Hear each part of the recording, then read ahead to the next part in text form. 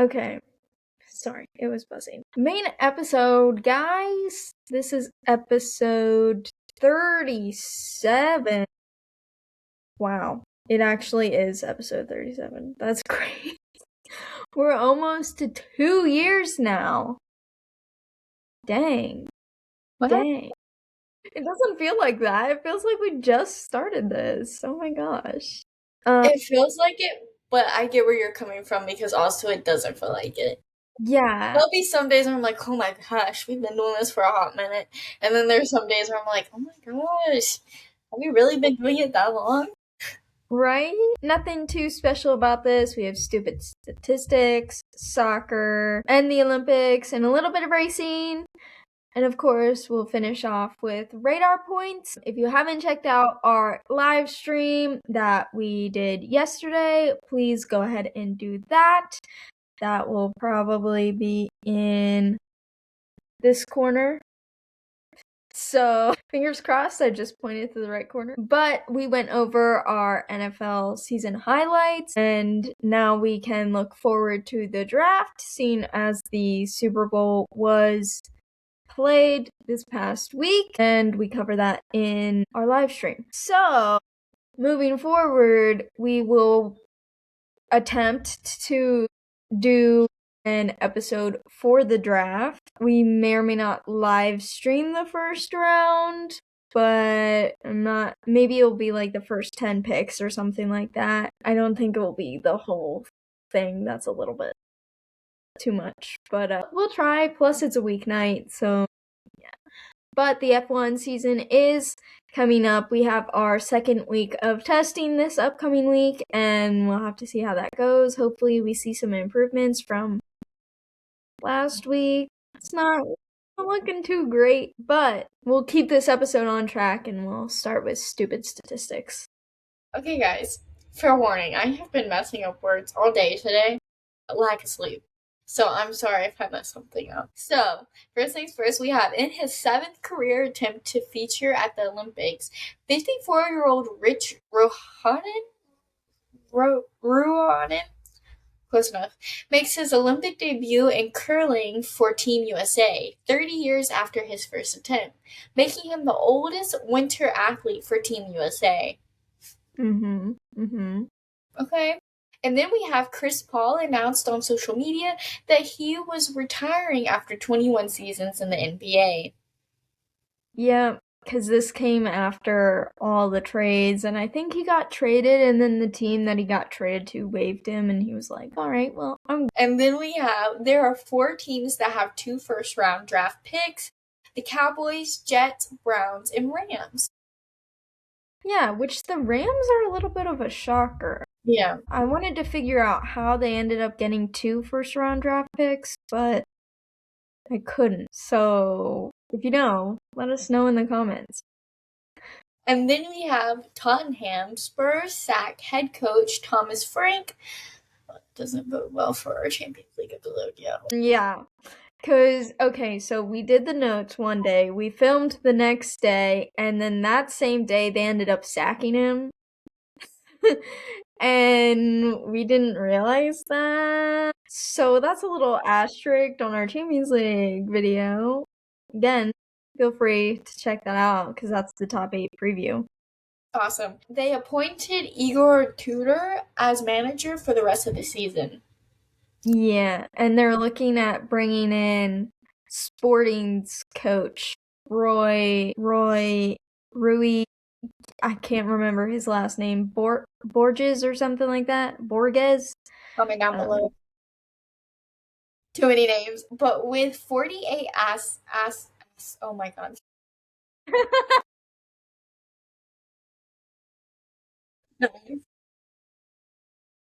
With 48 assists in less than 2 seasons at Bayern, Michael Olise has already overtaken Jamal Musiala's assist tally at the club, which is 48 assists. Sorry, guys. I'm telling you.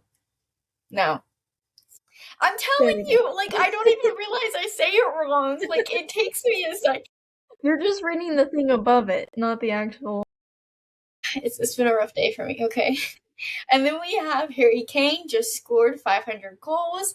That is 100 which were penalty kicks, and it took Messi 632 games, Kane 743 games, and Ronaldo 753 games. But now it's soccer. Before I say anything else wrong. But one quick note on that. Harry Kane is a generational striker. And I think he deserves to have his name like the top strikers of this generation. Like we see the likes of Messi and Ronaldo, but the fact that Harry Kane hit it like before Ronaldo did, and I don't even know what Lewandowski's at, but like he's up there as well. Like we can't just only sorry, this is a little bit of a history buff in me coming out here. We can't just focus on the top two. Like, there are other significantly good players that I feel are not given the credit that they deserve. And, you know, most of those goals were at Spurs, and they didn't win anything. Like, Harry only won his first trophy with Bayern last season. So, right, but anyways, to soccer. So I'm going to start in the Premier League since we were just talking about Spurs and Harry Kane and yeah, perfect tie-in. But Chelsea tie Leeds 2-2, Newcastle beats Spurs 2-1. But we have Liverpool beating Sunderland 1-0, Arsenal tie Brentford 1-1, and Man City beat Fulham 3-0. Arsenal still sit atop of the Premier League with 57 points. Then Man City with 53. Aston Villa in third with 50. Man United in fourth with 45. And Chelsea in fifth with 44. And then Serie A, we have Inter Milan beating 10-man Juventus 3-2. Juventus had their red card in the 42nd minute. They were down 2-1 majority of the second half. And then Weston McKennie got one of his 2 assists in the last couple minutes of the game there, but Inter Milan was able to score in stoppage time. But Weston McKennie did come up with 2 assists in this game, so it was a pretty good game from him. And then Napoli tie Roma 2-2. Lazio lose to Atalanta 2-0, and 10-man AC Milan hold on to beat Pisa 2-1. And the red card for AC Milan was in stoppage time in the second half. The exact minute was 90+2. So Inter Milan are still atop of Serie A with 61 points. AC Milan follows them with 53. Then Napoli in third with 50. Roma in fourth with 47. Juventus dropped down to fifth with 46.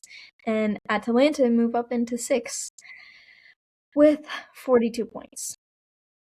So then we will go to La Liga, where Real Madrid beat Real Sociedad 4-1.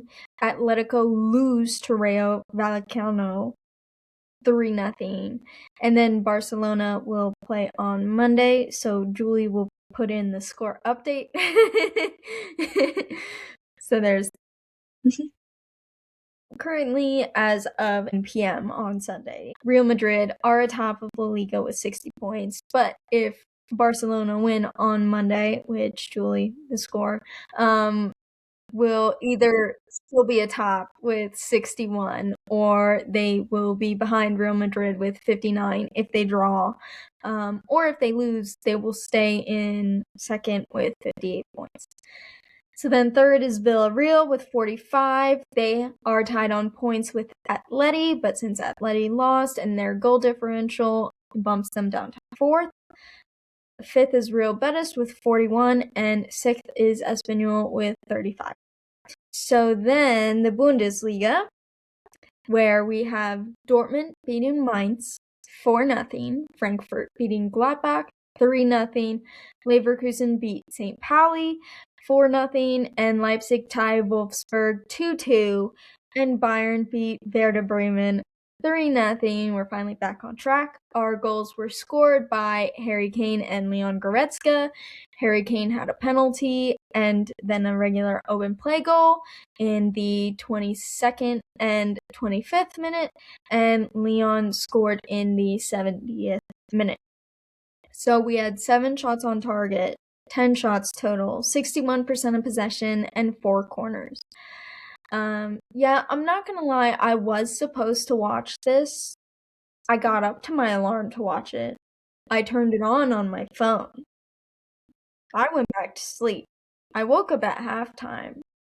I saw the score, and I was like, 2-0. Say less.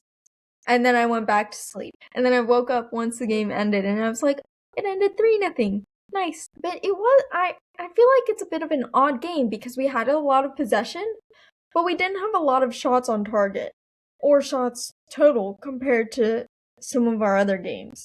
So I'm not quite sure what ended up happening this week. But Bayern are still atop of the Bundesliga with 57 points, Dortmund in second with 51, Hoffenheim in third with 45, Stuttgart behind them with 42, Leipzig down to 5th with 40, and Leverkusen still in 6th with 39 points. So that rounds out soccer. We will go over to the Olympics now. Okay, guys, so a lot has changed since we talked the last time. We've had more movement, more games, more races, more everything kind of happening, more skating. But we are not in 9th anymore with our medals. We are in 3rd. Bless, we'll take that honestly at this point. Norway is in 1st with 26 medals. Italy is in 2nd with 22 medals. And the US is in 3rd with 17 medals. I think a lot of ours are coming from speed skating, like our gold medals. And then we have freestyle skiing, alpine skiing, and figure skating. And then the rest are kind of all in the same. Like, we have a lot of silvers from like snowboarding, curling, cross country skiing, figure skating, alpine skiing, and freestyle skiing. We have the most silver, but that's kind of a rundown from that. We're not going to go any more deeper than that before I say something wrong. So first things first, we do have curlings. Our mixed doubles finished 2nd. Congrats. And then our women's 4-1, so only lost to Sweden. We'll take that. Yeah, that was rough. It was 5-0. But we sit in. No, that's Sweden's record. Yeah. Okay, Sweden.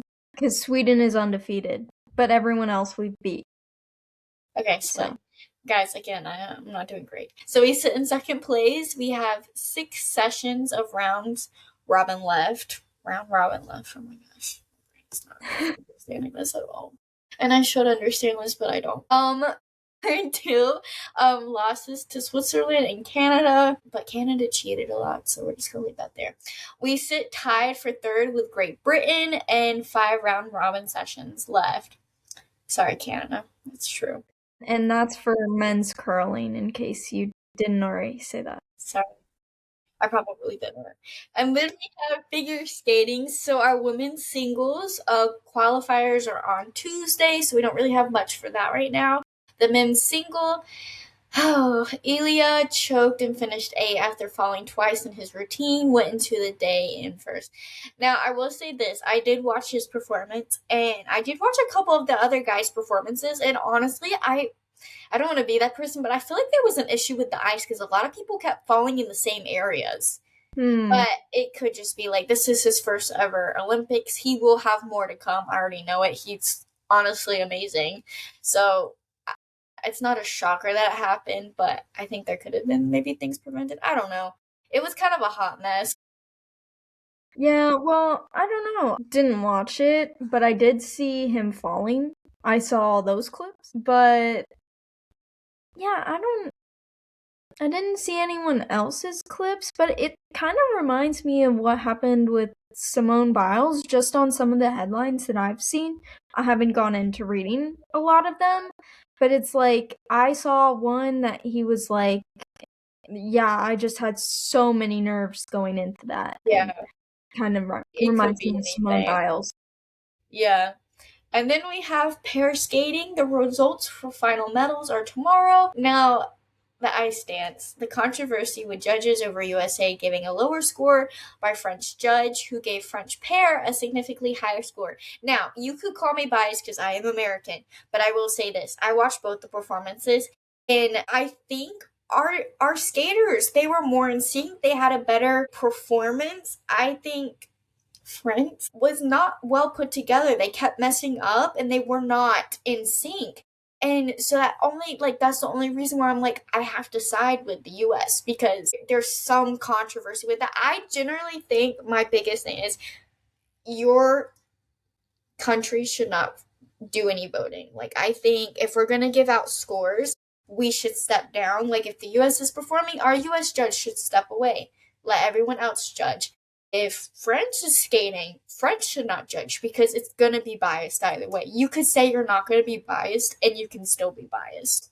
Or you need to bring in like a judge from a neutral country to take that judge's place. I will say USA Figure Skating did come out and say that they weren't going to appeal the decisions, so that kind of also rubs me the wrong way. Yeah. But to your point about watching them, I saw one skill combination where the French pair weren't even... The one girl completely missed like 3 skills, and the guy went through it. And then the next sequence of skills, the guy missed, and the girl did all the skills. So I'm like, they were supposed to be in sync with the skills for both of them, and they just weren't. And then they went to like hold hands, and they fumbled that. And I was like, ooh, okay. I mean, I didn't see the Americans. I didn't see. You need to watch it. So Madison good. and Evans. I didn't see them skate, but it's I saw. So good. But to like the even out, like I promise you, I'm not being super biased. Like, I will generally say a skater is better than a skater. I don't care where they're from. And the same thing goes with Ilya. Like, he messed up. I'm gonna say that other people did better than him. They deserve medals.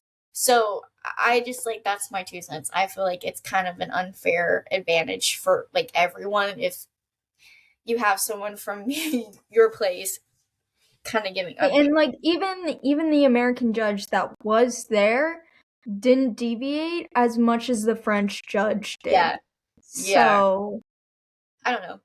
Let us know in the comments your thoughts on the whole situation, if you think it was fair or not fair. But now to ice hockey, it's the playoffs. So the women will face Switzerland on Monday morning. Not Switzerland. Sorry. Sweden. Okay, you were close. We will face Sweden tomorrow morning. Now, I'll put in the results, so here, pause if you'd like to look more deep. And then we have the men's. They won all 3 of their group games and get an automatic bid through the playoffs. Playoff rounds will be seeded number 2 based on goal differential. Thank you. I was like, I don't know what we're referring to, so sure. They won't face Canada until gold medal match. If we do. Yeah. And then the playoff round is Tuesday the 17th. The quarterfinals is Wednesday the 18th. The semis on Friday the 20th. The bronze match is not this Saturday, but the next Saturday. So no, that's this Saturday. Yeah. That's this Saturday. Sorry, I didn't change that. And then the gold medal match is this Sunday on the 22nd. Yes. But now since I dropped my... Hold on, I dropped some. Yeah, so we don't have to play on Tuesday, thankfully, because we got the automatic. We finished top of the group, so we get the automatic bid through. And Canada, again, based on their goal differential, like, they beat France 10-2. Like, you're not seeing us do that, but so that's the only reason why. But if we had played France, you could have expected the same scoreline. I felt like we played some more evenly, not necessarily evenly matched, but better European teams than what Canada faced. So, but moving on. So then we have snowboarding. The women's slope style is on Tuesday. The men's slope style is on Wednesday. So we don't really have much to talk about, but we will update you next Sunday. And then we have alpine skiing. The men's slalom on Monday. Slalom. Slalom. Guys, I don't know. I don't really watch alpine skiing. Sue me. Don't sue me, but I'll put a picture in here because it's happening today. You know. And then the women's is on Wednesday, so I'm not putting a picture. And then we have freestyle skiing. The women's big air final is tomorrow, so picture here. The men's big air final is on Tuesday. The women's aerial qualifiers are on Tuesday. Finals are on Wednesdays. The men's aerials are on Thursdays. And women's and men's half pipe are on Thursday. The men's finals on Friday. Women's is on Saturdays. Women's ski cross is on Friday. Mixed team aerials is on Saturday. And then the men's ski cross is on Saturday. So y'all, we're going to have a ton to talk about for freestyle skiing. And then the luge, we got nothing. And then speed skating, Jordan Stolz wins the 500 and the okay, girl, pop off. And then the 1,000 meter. What? It's a guy. Oh, I'm sorry. Good job. Yeah, Jordan won the men's 500 and 1,000, and then yeah. But now to racing. Yes, we had the Daytona 500 this week. Or today, I guess you could say. So yes. It was chaos from start to finish. There was a crash in lap 5. There was another crash 20 laps in. And then there were a couple more crashes throughout the race. And then the last lap, there was like a lot going on to focus. So, or the last two, I should say. But Tyler Reddick won. The last lap again was crazy. So Carson Hocevar going into it was in the lead, and then he lost control, got some stuff going on. He goes into the wall and then he bounces right back off, goes the whole way down and takes some other cars with him, including William Byron. So I was really ticked off at that point because Byron had been involved in the lap 5 accident and he was towards the back of the field, and then he somehow managed to work his way all the way up the field, and then for Carson to do that, But anyways, so Chase Elliott found himself at the front, and there was someone else there, but I'm just blanking. It was car 38, so you can tell me who car 38 is. But it was the 38, Chase Elliott, and Tyler Reddick. And the way that it came down was... Zane Smith. Sorry. Thank you. No, that doesn't seem right. It was another... Whoa, okay, are you talking about the top 3? No, because, okay, if you click the link to watch this video that I have linked, it's not that. It's Heim, whoever Heim is. Because he has the green car. Sorry, Zane Smith won stage 1. No, it wasn't Keselowski. It's not Busher. Barry? No. Wallace. Gregson was 4. No. Maybe it was... Let me look at this car. It might have been Herbst. I'm not gonna lie. What car number did he drive? Yes, it was. It was Riley Herbst. Because Brad Keselowski is going at him. I'll show you. I'll send you this. But he low-key tagged everyone behind Tyler Reddick after Tyler Reddick made the move on Chase Elliott, and as soon as Reddick got on Elliott's bumper, I think it was, yeah, he just made the move around the outside, and then Herbst went in and tapped Elliott, spun him, and then it took the 6 of them, and the finish is just explosion. Not literally an explosion, but there was a lot of sparks and fog. What's the other word for fog? I don't... Apparently, to me, it was clouds. Yeah. I'm blanking on what the other word is for it. But... smoke? Yes! Thank you! There was a lot of smoke because they were going into the wall, and then they were hitting the engines, and it was just... She said... So, yeah, but Tyler Reddick won, and he is sponsored by Michael Jordan, fun fact. So, this is Jordan's first Daytona 500 win. Flat, like a left field idea, like you're just like, let me do. Yeah, it's funny because he sponsors 4 cars, I think, and yet he still hasn't won an NBA ring for ownership. Interesting. Anyway, Yeah, but I was going through and he has NASCAR and he has like 2 other sports. But NBA, which, he's known for being an NBA player, he doesn't have any rings for, so in ownership, not like playing. I just want to clarify that. But on to radar points. So last week, Julie said any of the Olympics, and that was such a good call because, my goodness, so good this week. And I said Inter versus Juventus. That played out well, not really for me and Juventus, but anyways. So on to this week's Champions League knockout phase. We have leg 1. We have games on Tuesday and Wednesday. So we have 4 Tuesday, 4 Wednesday. Tuesday you can see Juventus, Galatasaray, Dortmund, Atalanta, Monaco, PSG, or Benfica and Real Madrid. And Wednesday you can see Karabag and Newcastle, Olympiacos and Leverkusen, Club Brugge and Atletico, and Bodo and Inter. And if I had to pick 2 games out of there to watch, 1 for each day, I would do Bodo and Inter on Wednesday, and then Tuesday I would go Benfica Real Madrid. sounds like a play. And then mine is the Autotrader 400. It's the NASCAR race. It will be Sunday, February 22nd at 3 p.m. It will be at the Echo Park Speedway in Georgia. I think that's right. So if you're getting into NASCAR, there's a race to watch, especially after this race. So I hope you guys like this video.